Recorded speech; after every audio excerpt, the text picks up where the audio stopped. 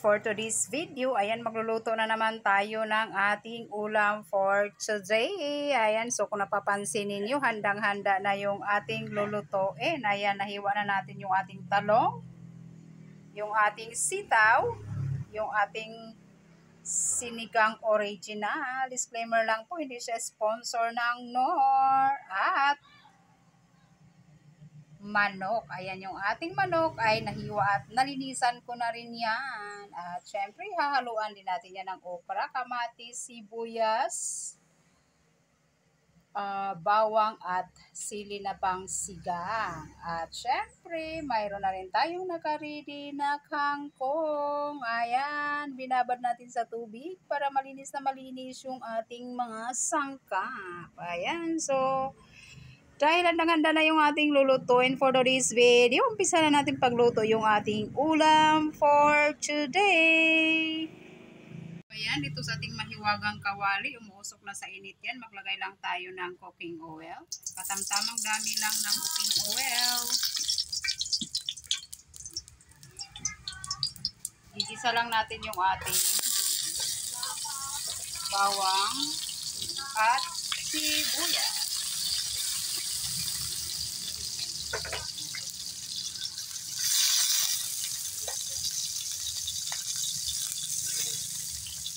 Ayan, diba? Maingay na naman yung ating video. Ayan, sanay na kayo guys kasi talagang normal na sa video natin yung ingay. Ayan, next natin yung ating kamatis.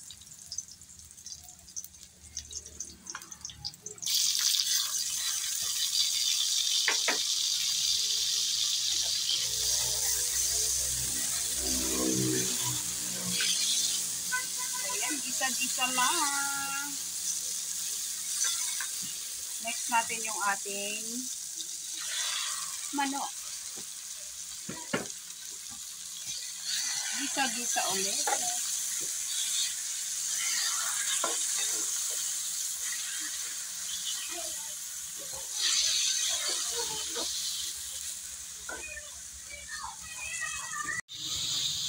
Ayan, pag lumabas na yung aroma sa ating ginisang manok, buhusan na natin yan ng tubig. Yung aking tubig na ibubuhos dyan ay yung mainit galing sa hot spring. Ganon. Joke lang. Ayan, bubuhusan lang natin ng mainit na tubig yan. Sadya kung mainit na tubig ang ating nilagay para mas mabilis kumulo yung ating sabaw. Ganon. Ayan, tatamtamang dami lang sa tubig. Ayan, at syempre takpan natin yarn para lalong mas mabilis kumulo.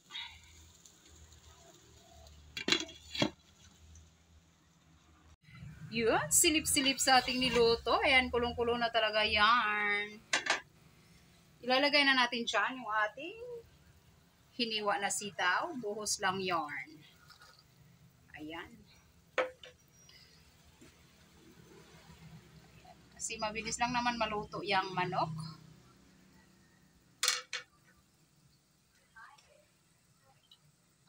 So, diba, rinig nyo, 6 o'clock na. So, ito kasi guys ay aming panghapunan. And then next na natin yung ating talong.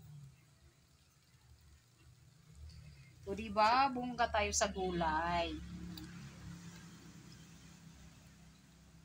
Ayan.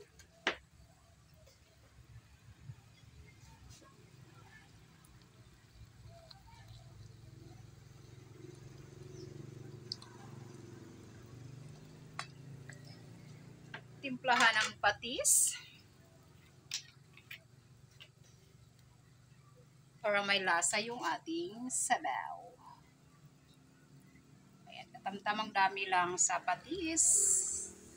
Depende sa ating niluto kung gaano karami.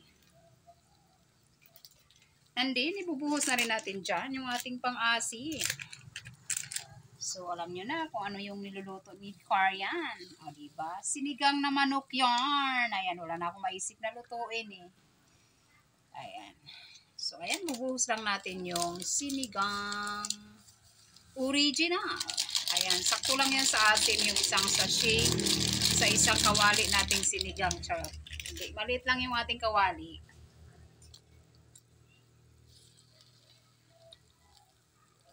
And then, lulutuin lang natin yung ating sitaw at yung ating talong. Ayan, kulong-kulo na yarn. Luto na yung ating talong. Ilagay na rin natin dyan yung ating okra. Ayan, di ba? Hindi ko hiniwa yung okra. Yes, hindi ko hiniwa kasi maliliit lang naman yung ating okra. At madali lang yan maluto. Kaya buong okra yan. Mabuti nga hindi ko sinama yung puno. Char lang. Ayan. So, lulutuin lang natin yung ating okra.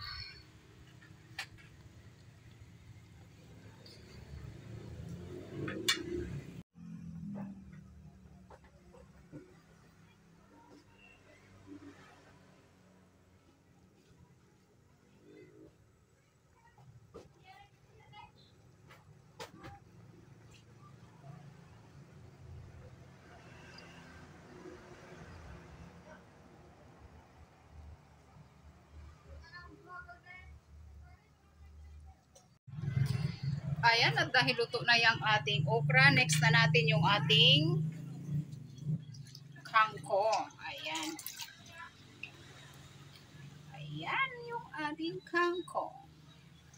Itong kangkong na ito ay galing sa backyard ni CRV.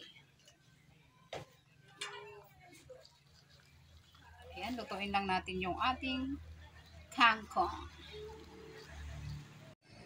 So, ayan, luto na yung ating sinigang na manok. Ayan, so, ready to serve na yung ating sinigang. Hindi ko na siya guys ilipat sa aming lagayan kasi kukuha na lang kami dito sa kaya naming maubos kasi sobrang dami yan. O diba, kung napapansin nyo, isang kawali. Char.